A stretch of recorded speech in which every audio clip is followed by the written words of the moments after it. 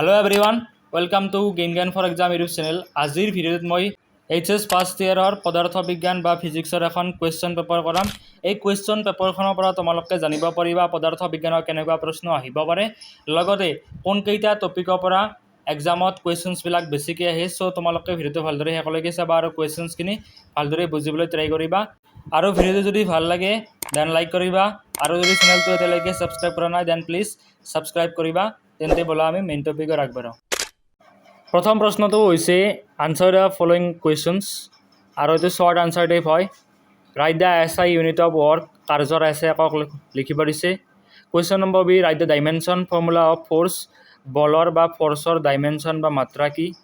What do you mean by coefficient of linear expansion of solid. তোমালোকক যদি চেপ্টাৰটো শিকাইছে তেতিয়াহ'লে তোমালোকে নিশ্চয়কৈ বুজিব পাৰিছা, যদি শিকোৱা নাই তেতিয়াহ'লে তোমালোকক গৰম বন্ধ খোলাৰ পিছত নিশ্চয়কৈ চেপ্টাৰটো শিকাব। And define specific heat of a substance, বস্তু এটাৰ আপেক্ষিক তাপৰ সংজ্ঞা দিয়া। What is mean by latent heat of fusion, গলনৰ লিণ্টা বুলিলে কি বুজা। Write the dimension formula of impulse, তোমালোকে দেখা পাইছে ছেকেণ্ড চেপ্টাৰৰ ইউনিটছ এণ্ড মেজাৰমেণ্টৰ পৰা ডাইমেনশ্যনৰ ওপৰত অলৰেডি এটা ভিডিঅ' বনাইছোঁ, কেনেকৈ ডাইমেনশ্যনছ উলিয়াব লাগে, ডাইমেনশ্যনেল ফৰ্মুলা কি হয়, গোটেইখিনি বস্তু কৰি থোৱা আছে। চ' তোমালোকে বেল আইকনত ক্লিক কৰি ভিডিঅ'টো চাব পাৰিবা। আৰু নেক্সট বস্তুটো হৈছে ক্ষমতাৰ সংজ্ঞা দিয়া, define power and what is conservative force. এই 8টা কুৱেশ্যনছ দিয়া আছে, ইয়াৰে ভিতৰত 6টা কুৱেশ্যনছ কৰিব দিছে। চ' তোমালোকক মই আনচাৰ্ছখিনিও কৈ দিম, বাট তোমালোকে এইখিনি বস্তু নিজাকৈ প্ৰেক্টিছ কৰিবলৈ ট্ৰাই কৰিবা। ছেকেণ্ড কুৱেশ্যনত দিয়া আছে answer any 7 from the following questions, আৰু ইচ কুৱেশ্যন কণ্টেইনছ 2 মাৰ্কছ, মানে প্ৰতিটো কুৱেশ্যনতে 2 মাৰ্ক, মানে কি 2 মাৰ্ক কৈ আছে। চ' তোমালোকে চোৱা, প্ৰথম কুৱেশ্যনটো হৈছে difference between speed and velocity. Okay, motion in a straight লাইনৰ পৰা দিছে কুৱেশ্যনটো। Can a quantity have unit but no' dimension, if so' give example. তোমালোকক মই দেখুৱাইছিলোঁ এটা বস্তু ডাইমেনশ্যনেল ভেৰিয়েবলছৰ ওপৰত ভিডিঅ' বনাই থোৱা আছে, ত' তোমালোকে যদি চোৱা ভালদৰে বুজিব পাৰিবা। And question number C, what are scalar and vector quantities, give example. আৰু স্কেলাৰ আৰু ভেক্টৰ ৰাশি কি হয় তাৰ উদাহৰণ দিব দিছে। Question number D, distinguish between elastic and inelastic collision, স্থিতিস্থাপক আৰু অস্থিতিস্থাপক সংঘাতৰ মাজৰ পাৰ্থক্য দুটা লিখিব দিছে। 2 নম্বৰ আছে। Question number E, what is the difference between fundamental quantities and derive quantities, বহুত বেছি ইজি হয়। সুধিছে মৌলিক ৰাশি আৰু যৌগিক ৰাশিৰ মাজৰ পাৰ্থক্য লিখা, দুটা লিখিবলৈ দিছে। আৰু ইয়াত 2 নম্বৰ আছে, establish relation between linear acceleration and angular acceleration. And কুৱেশ্যনটো মোশ্যন ইন আ প্লেনৰ পৰা লোৱা হৈছে, য'ত এংগুলাৰ ভেলচিটিৰ কথা দিয়া আছিল, এক্সেলাৰেশ্যনৰ কথা দিয়া আছিল, লগতে relation between linear and angular speed নাইবা এক্সেলাৰেশ্যন, এনেকুৱা ধৰণৰ কথাবিলাক আছিল। আৰু কুৱেশ্যন নম্বৰ জি, এইটো দিয়া আছে মোশ্যন ইন এ প্লেনৰ পৰা দিছে, য'ত দুটা ভেক্টৰৰ ক্ৰছ প্ৰডাক্ট আৰু ডট প্ৰডাক্ট দিয়া আছিল। ইয়াতে ক্ৰছ প্ৰডাক্ট কৰিব দিছে, বহুত বেছি ইজি হয়, তোমালোকে নিশ্চয় কৰিব পাৰিবা। বাট যদি নোৱাৰা মই তোমালোকক এতিয়া কেনেকৈ কৰিব লাগে সেইখিনি বস্তু দেখুৱাই দিম। নেক্সট কুৱেশ্যনটো হৈছে question number 8, state Newton's first law of motion, বহুত বেছি ইজি হয়, নিউটনৰ প্ৰথমটো লিখিব দিছে। And question number I, if coefficient of linear expansion of brass is 1.9 into 10 to the power 5 degree centigrade per centigrade, then what is the value of coefficient of volume expansion? Okay, তোমালোকে যদি এই চেপ্টাৰটো যদি শিকোৱা নাই কুৱেশ্যনটো obviously কৰিব নোৱাৰিবা, বাট যদি শিকাইছে then you can practice it. Let's move on to the question number 3. Answer the following questions and each question contains 3 marks. 5টা প্ৰশ্নৰ উত্তৰ কৰিব দিছে। Find the relation between torque applied on a body and angular momentum due to it. Torque আৰু angular বা কৌণিক ভৰবেগৰ মাজৰ যিটো ৰিলেশ্যন আছে বা সম্পৰ্ক আছে সেইটো নিৰ্ণয় কৰিব দিছে। আৰু ছিষ্টেম অফ পাৰ্টিকুলাৰ পৰা কুৱেশ্যনটো দিছে, যদি শিকাইছে দেন কৰিব পাৰিবা, যদি শিকোৱা নাই অবভিয়াছলি তোমালোকে কৰিব নোৱাৰিবা। And question number B, what is linear momentum, ৰৈখিক ভৰবেগ কি। State the law of conservation of linear momentum, ভৰৰ ৰক্ষণশীলতাৰ 2টা সূত্ৰ লিখিব দিছে। অ'কে, চ' তোমালোকে আনচাৰ্ছ কেইটা যদি নিজে প্ৰেক্টিছ কৰা ঘৰত দেন বহুত বেছি লাভ হ'ব, যদি নোৱাৰা তোমালোকক মই নেক্সট কৰাই আছোঁ। So' the very first question was the SI unit of work, কাৰ্যৰ এছে একক সুধিছিল আৰু সেইটো উত্তৰ হ'ব joule. Question number B, dimensional formula of force MLT-2 বা M to the power 1 L to the power 1 and T to the power -2. And what is the coefficient of linear expansion of solid? Solidৰ coefficient of linear expansion কি হয়? It is the fractional increase in length per unit original length per degree rise in temperature. Okay, সূত্ৰ দিয়া আছে delta L divided by L nought into T মানে কৈছে যে it is the fractional increase in length মানে কি কোনোবা এটা ছাবষ্টেঞ্চত যদি আমি টেম্পাৰেচাৰ দিয়াৰ পিছত সেই বস্তুটোত কিমানখিনি দৈৰ্ঘ্যৰ পৰিৱৰ্তন হ'ব 1 ডিগ্ৰী যদি চেঞ্জ হয় তেতিয়াহ'লে যিমানখিনি লেংথৰ বা দৈৰ্ঘ্যৰ পৰিৱৰ্তন হ'ব সেইটো হ'ব coefficient of linear expansion of solid question number D what is specific heat of a substance সুধিছে স্পেচিফিক হিট কি বস্তু it is the amount of heat required to raise the temperature of 1 kg substance by 1 degree centigrade বা 1 kelvin অৰ্থাৎ যদি আমাক 1 kg ভৰৰ বস্তু এটা দিয়া আছে আৰু সেই বস্তুটোৰ টেম্পাৰেচাৰ বা উষ্ণতা আমি 1 ডিগ্ৰী চেণ্টিগ্ৰেড বা 1 কেলভিন চেঞ্জ কৰিবলগীয়া হয় তেতিয়াহ'লে যিমানখিনি হিট আমি দিব লাগিব সেই হিটখিনি হ'ব specific heat of a substance নাইবা কোনোবা এটা বস্তুৰ আপেক্ষিক উষ্ণতা নেক্সট কুৱেশ্যনটো হৈছে what is latent heat of fusion বিগলনৰ লিনতাপ কি হয় the amount of heat required to change 1 kg of a solid into liquid at its melting point without changing its temperature কোনোবা এটা বস্তুৰ টেম্পাৰেচাৰ চেঞ্জ নকৰাকৈ তাৰ মেল্টিং পইণ্টত যদি আমি 1 kgৰ পৰা 1 kg solid suppose আমাক দিয়া আছিল তাৰ পৰা যদি আমি তাক লিকুইডলৈ কনভাৰ্ট কৰিবলগীয়া হয় সেই মেল্টিং পইণ্টত আমি যিমানখিনি এনাৰ্জি দিব লাগিব বা হিট দিব লাগিব সেই হিটখিনি হ'ব latent heat of fusion And question number F, dimension of formula of impulse. Impulse is equal to force into time. Force of dimension is ml t minus 2 into t. So ml t minus 2. Okay, so a2 above, sorry, ml t minus 1 above. Impulse is equal to force into time. Hence, the dimension of impulse comes out to be m to the power 1, l to the power 1, and t to the power minus 1. Define power. Power is the rate at which work is done. কাৰ্য কৰাৰ ক্ষমতা হৈছে কি ক্ষমতা উঠিছে ক্ষমতা হৈছে কাৰ্য কৰাৰ সামৰ্থ্য বা কাৰ্য কৰাৰ হাৰ ৱৰ্ক বাই টাইম 1 সেকেণ্ডত আমি কিমানখিনি কাম কৰি আছো সেইটো হ'ব তাৰ ক্ষমতা and its SI unit is watt let's move on to the next question number 8 what is conservative force a force is said to be conservative if the work done by or against it in moving a body depends only on the initial and final position য'ত conservative ফ'ৰ্চত work done mainly depends on দুটা point আছে সেইটো হৈছে initial আৰু final পজিশ্যনত বা যিটো ৰাস্তাৰে বা যিটো ৱেৰে আমি কামটো কৰিম তাৰ ওপৰত কোনো ধৰণৰ প্ৰভাৱ নপৰে মানে কৈছে যে depends only on initial and final position but not the way followed that's it conservative force and example হৈছে গ্ৰেভিটেশ্যনেল ফ'ৰ্চ এণ্ড ছেকশ্যন বিত দিয়া আছে 2 marks is difference between speed and velocity তোমালোকে নিশ্চয়কৈ গম পোৱা স্পীড হৈছে স্কেলাৰ কোৱান্টিটি এণ্ড ভেল'চিটি হৈছে ভেক্টৰ কোৱান্টিটি স্পীডৰ ডাইৰেকশ্যন নাই ভেল'চিটিৰ ডাইৰেকশ্যন আছে স্পীডটো সদায় পজিটিভ হ'ব পাৰে আৰু ভেল'চিটি কেতিয়াবা পজিটিভ কেতিয়াবা নিগেটিভ হ'ব পাৰে আৰু ইয়াৰ এটা প্ৰপাৰ ডাইৰেকশ্যন আছে চ' ইয়াতে লিখি দিছোঁ মই speed scalar quantity velocity vector quantity স্পীডৰ no direction velocity has direction cannot be negative can be positive negative or zero okay and question number b can a quantity have unit but no dimension সুধিছে যে কোনোবা এটা quantity বা ৰাখি বা কিবা এটা বস্তু আছে নেকি যাৰ একক আছে বাট ডাইমেনশ্যন নাই ওকে তো এক্সাম্পল হৈছে যে এংগল মানে হৈছে কোণ আমি কোণবিলাক ৰেডিয়ানত মেজাৰ কৰোঁ ৰাইট বা কেতিয়াবা আমি ডিগ্ৰীত মেজাৰ কৰোঁ কিন্তু ইয়াৰ যেটো হৈছে ডাইমেনশ্যন নাই অৰ্থাৎ এংগলটো এনেকুৱা এটা কোৱান্টিটি যাৰ ইউনিট আছে বা ডাইমেনশ্যন নাই moving on to the question number C scalar আৰু ভেক্টৰ কোৱান্টিটিজৰ ডিফাৰেঞ্চেছ লিখিব দিছে তো অবভিয়াছলি তোমালোকে গম পাওঁ যে স্কেলাৰ হৈছে এনেকুৱা এটা কোৱান্টিটি যাৰ মেগনিটিউড অৰ্থাৎ মান আছে কিন্তু কোনো ধৰণৰ ডাইৰেকশ্যন নাই বা দিশ নাই এক্সাম্পল হৈছে মাছ টেম্পাৰেচাৰ ওকে বা লেংথ হওক এণ্ড ভেক্টৰ কি হ'ব vector has both magnitude and direction for example force velocity এনেকুৱা ধৰণৰ হ'ব এক্সাম্পলবিলাক কাৰণ ফ'ৰ্চৰ এটা পাৰ্টিকুলাৰ ডাইৰেকশ্যন আছে এণ্ড ফ'ৰ্চটো ভেক্টৰ কোৱান্টিটি হয় এণ্ড ভেল'চিটিৰ হৈছে এটা পাৰ্টিকুলাৰ কোৱান্টিটি যাৰ এটা প্ৰপাৰ ডাইৰেকশ্যন আছে বাট স্পীডৰ ডাইৰেকশ্যন নাই অলৰেডি ডিছকাছ কৰিছোঁ চ' তোমালোকে এইবিলাক এক্সাম্পল লিখিব পাৰিবা এতিয়া মেইন কথা হৈছে difference between elastic and inelastic collision what is the main difference them so' basically elastic collision both momentum and kinetic energy are conserved and no loss of energy in the form of heat, sound, etc. অৰ্থাৎ elastic কলিজনত পোনপ্ৰথমে যিটো kinetic energy আছিল বা গতিশক্তি আছিল কলিজনৰ পিছত গতিশক্তি একে থাকিব অৰ্থাৎ initial kinetic energy is equal two final kinetic energy and kinetic energy conserve হৈ থাকে কোনো ধৰণৰ এনাৰ্জি লছ নহয় এইটোৱে হ'ব ইলাষ্টিক কলিজন এটা এক্সাম্পল হৈছে গেছ মলিকিউলবিলাকে যেতিয়া কলাইড কৰিব তেতিয়া ইহঁতৰ মাজৰ কাইনেটিক এনাৰ্জি আগতে যিমান আছিল পিছতো সিমান থাকিব, নাইবা যিটো বিলিয়াৰ্ড বলছ আছে সেই বলছবিলাকে যেতিয়া প্লেয়াৰে খেলাৰ পিছত কি হ'ব, খুন্দা খাই কলাইড হয়, কলাইড হোৱাৰ পিছত সেম মোমেন্ট বা সেম স্পীডত তেওঁলোকে মুভ কৰিবলৈ ষ্টাৰ্ট কৰে। That is conservation of kinetic energy. And inelastic collision tar olota hoy, only momentum is conserved, not kinetic energy.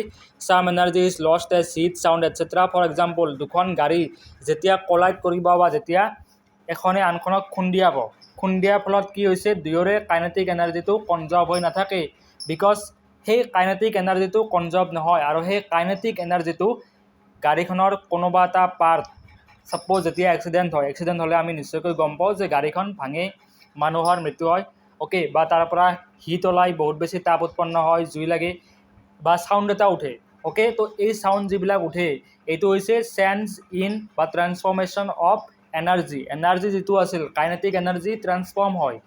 কিহলৈ transfer হয়? হিট নাইবা তাপলৈ নাইবা সাউণ্ডলৈ, ওকে। এই ধৰণে হিট এনাৰ্জিবিলাক ট্ৰান্সফাৰ হয় আৰু এইটো হ'ব ইনইলাষ্টিক কলিজনৰ এক্সাম্পল।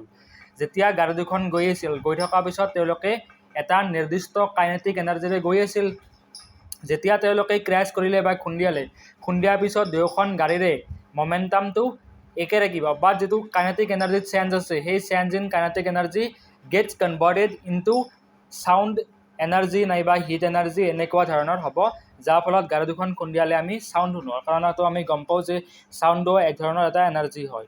চ' এনাৰ্জিটোৰ মানে কাইনেটিক এনাৰ্জি কনজাৰ্ভ হৈ নাথাকে, এই কাইনেটিক এনাৰ্জি কনভাৰ্ট হয় সাউণ্ড এনাৰ্জিলৈ নাইবা হিট এনাৰ্জিলৈ, আৰু এইটো হৈছে ইনইলাষ্টিক কলিজন। তো তোমালোকে যদি ভালদৰে ভিডিঅ' বিচাৰা ইয়াৰ পৰা, দেন কমেণ্টত মোক জনালে হ'ল, মই জাষ্ট বনাই দিম, okay. Moving on to the question number E, and that is fundamental quantities আৰু ডিৰাইভ কোৱান্টিটিজৰ মাজৰ পাৰ্থক্য লিখিব দিছে। ফাণ্ডামেণ্টেল কোৱান্টিটিজ 7টা দিয়া আছে, তোমালোকে নিশ্চয় গম পোৱা। যদি গম নোপোৱা, এনেকুৱা কোৱান্টিটিজ যিকেইটা এক্সপ্ৰেছ বা প্ৰকাশ কৰাৰ কাৰণে আমি বেলেগ কোৱান্টিটিৰ সহায় ল'ব নালাগে। For example mass, length, time, okay. এইকেইটা হৈছে ফাণ্ডামেণ্টেল কোৱান্টিটিজ, আৰু ফাণ্ডামেণ্টেল কোৱান্টিটিজৰ সহায় লৈ আমি যিবিলাক কোৱান্টিটিজ বনাম সেইবিলাক হৈছে ডিৰাইভ কোৱান্টিটিজ বা যৌগিক ৰাশি। Can be expressed in terms of fundamental quantities. An example speed equal to distance by time. যদি আমি স্পীডটো প্ৰকাশ কৰিবলগীয়া হয় তেতিয়াহ'লে আমাক দুটা কোৱান্টিটি লাগিব, সেইটো হৈছে ডিষ্টেঞ্চ আৰু টাইম। ফ'ৰ্চটো যদি আমি প্ৰকাশ কৰিবলগীয়া হয় তেতিয়াহ'লে আমাক দুটা কোৱান্টিটিজৰ প্ৰয়োজন হ'ব, আৰু সেইটো হৈছে mass and acceleration. Acceleration comes out to be the ratio' of change in velocity and time. So' এক্সিলাৰেশ্যনটো দুটা কোৱান্টিটিৰ ওপৰত ডিপেণ্ড কৰে, এইটো হৈছে এটা ভেল'চিটি আৰু এটা হৈছে সময়, মানে এটা হৈছে বেগ আৰু সময়ৰ অনুপাতটোকে আমি কি বুলি ক'ম? এক্সিলাৰেশ্যন বুলি ক'ম। So' acceleration is also' a derive quantity. So' derive কোৱান্টিটিবিলাক ফাণ্ডামেণ্টেল কোৱান্টিটিজবিলাকৰ ওপৰত ডিপেণ্ড কৰে। And question number A, relation between linear and angular acceleration and motion in a প্লেনৰ পৰা লৈছে কুৱেশ্যনটো। এণ্ড ইয়াতে আমি ফৰ্মুলাটো গম পাওঁ যে linear acceleration is equal to r into angular acceleration. তোমালোকে এই সূত্ৰটো লিখিব লাগিব আৰু ক'ব লাগিব যে angular acceleration is equal to the product of radius of the circular path into acceleration, অৰ্থাৎ এইটো হ'ব এংগুলাৰ এক্সিলাৰেশ্যন। কৌণিক ভৰবেগ আৰু যিটো পথ আছিল চাৰ্কুলাৰ পথ বা বৃত্তাকাৰ পথ, সেই বৃত্তাকাৰ পথটোৰ ব্যাসাৰ্ধৰ পূৰণফলে হৈছে লিনিয়াৰ মমেণ্টাম বা লিনিয়াৰ এক্সিলাৰেশ্যনৰ সমান হ'ব। এতিয়া তোমালোকক দুটা কুৱেশ্যন কৰাই দিম, সেইটো হৈছে এটা ডট প্ৰডাক্টৰ আছে আৰু এটা হৈছে নিউটনৰ প্ৰথম গতি সূত্ৰটো লিখা। চ' তোমালোকে ডট প্ৰডাক্ট কেনেকৈ কৰিব লাগে সেইখিনি বস্তু যদি ভালদৰে নাজানা, ডট প্ৰডাক্ট আৰু ক্ৰছ প্ৰডাক্ট মোক কমেণ্টত জনাবলৈ নাপাহৰিবা, মই ভিডিঅ' বনাই দিম, তোমালোকক ভালদৰে বুজাবলৈ ট্ৰাই কৰিম। চ' এতিয়া জাষ্ট মই তোমালোকক দেখুৱাই দিছোঁ কেনেকৈ কৰিব লাগে।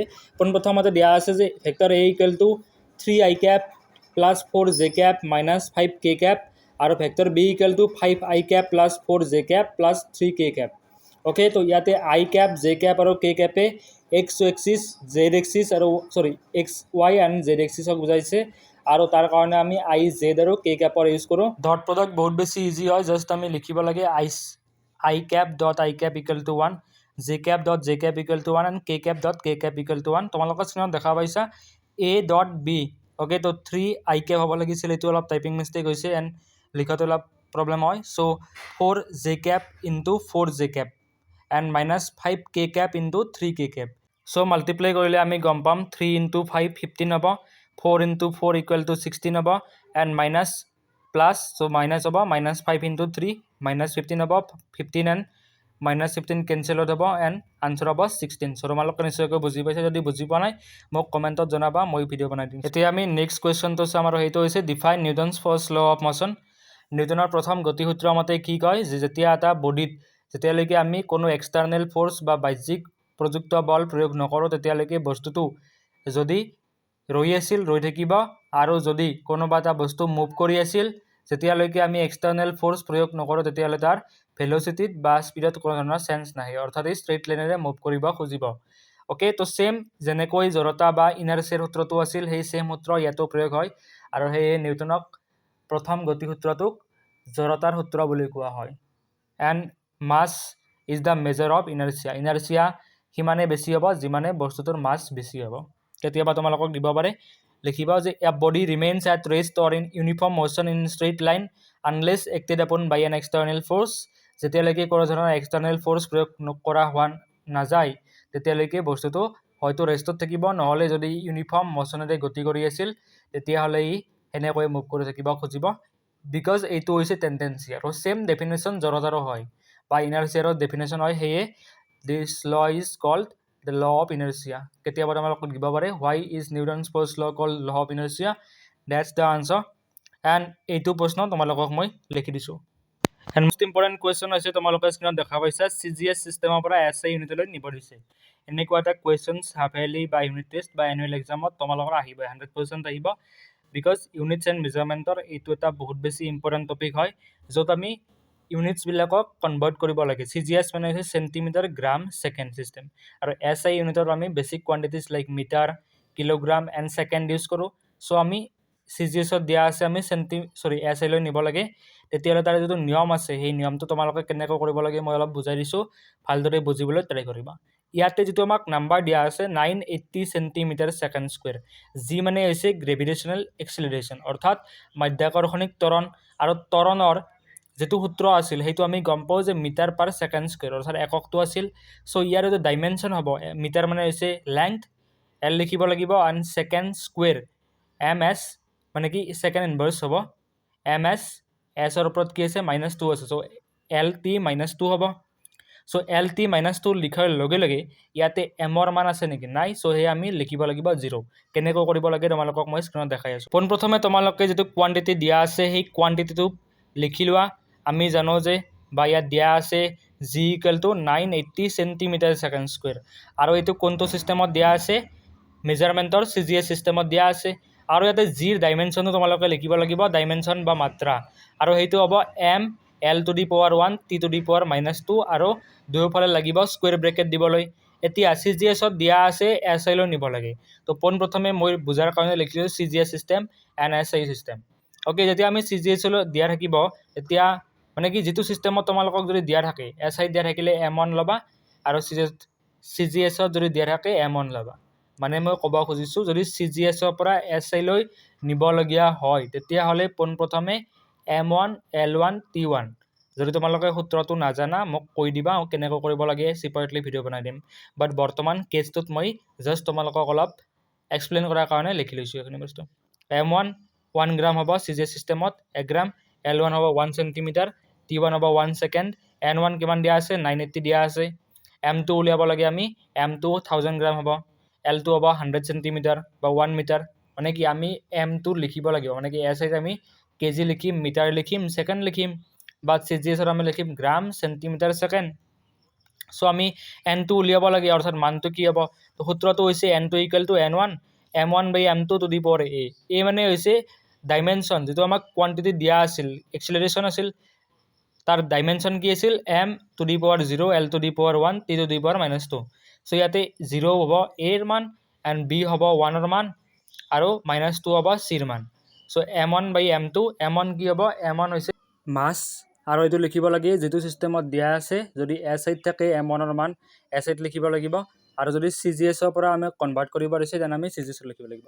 এতিয়া আমাক CGSৰ পৰা SI লৈ নিবলৈ দিছে, চ' আমি লিখিম M1ৰ ঠাইত CGSৰ মানটো, আৰু এইটো হৈছে 1 গ্ৰাম, আৰু তলত লিখিম 1000 গ্ৰাম, এইটো আমি লিখিব লাগিব কেজিত লিখিব লাগিব। তো 1 গ্ৰাম আৰু 1000 গ্ৰাম হৈ গৈছে L1/L2। L1 মানে হৈছে CGSত লিখিব লাগিব 1 চেণ্টিমিটাৰ, এণ্ড L2ত লিখিব লাগিব 1 মিটাৰ। অ'কে এণ্ড T1/T2 হ'ব 1 ছেকেণ্ড দুয়োফালে চেম থাকে -2 এইটো বাৰু আমাৰ ইমান এটা ইম্পৰ্টেণ্ট নহয় চ' আমি যেতিয়া কনভাৰ্ট কৰিম যিহেতু m1/m² 0 থাকিব চ' সেইটো ইয়াৰ মানটো হ'ব 1 হ'ব এণ্ড দেন 1 চেণ্টিমিটাৰ 1 মিটাৰ দিয়া আছে চ' মিটাৰৰ পৰা আমি চেণ্টিমিটাৰলৈ নিব লাগিব চেণ্টিমিটাৰলৈ নিলে 10⁻⁻² হ'ব তোমালোকে এইখিনি নিশ্চয়কৈ কৰিব পাৰিবা এণ্ড ইয়াৰ ওপৰত ছেপাৰেটলি মই ভিডিঅ' বনাই দিম যদি লাগে বিকজ এইটো অলপ বুজিব লগা থাকে আৰু স্ক্ৰীনত এনেকৈ বুজিব নোৱাৰি ইমান এটা চ' আই হোপ তোমালোকে নিশ্চয়কৈ বুজি পাইছা এইখিনি বস্তু এইখিনি আছিল আজিৰ কাৰণে চ' তোমালোকে ইয়াৰ পৰা বহুত বেছি উপকৃত হ'ব বুলি মই ভাবোঁ এণ্ড ভিডিঅ'টো কেনে লাগিছে কুৱেশ্যনছবিলাক কেনেকুৱা লাগিছে আৰু কিছুমান কুৱেশ্যনছ আছে যিকেইটা কুৱেশ্যনছ ডিছকাছ কৰা নাই চ' নেক্সট পাৰ্টত যদি তোমালোকক লাগে দেন মোক কমেণ্টত জনাব মই নিশ্চয়কৈ তোমালোকক বুজাবলৈ ট্ৰাই কৰিম চ' ভিডিঅ'টো যদি এইখিনিলৈকে চাইছা দেন বহুত বেছি ধন্যবাদ thank you so' much guys for ৱাচিং দ্য ভিডিঅ' এণ্ড ভিডিঅ'টো লাইক কৰিবা শ্বেয়াৰ কৰিবা আৰু চেনেলটো ছাবস্ক্ৰাইব কৰিব নাপাহৰিবা thank you and see you in the next video'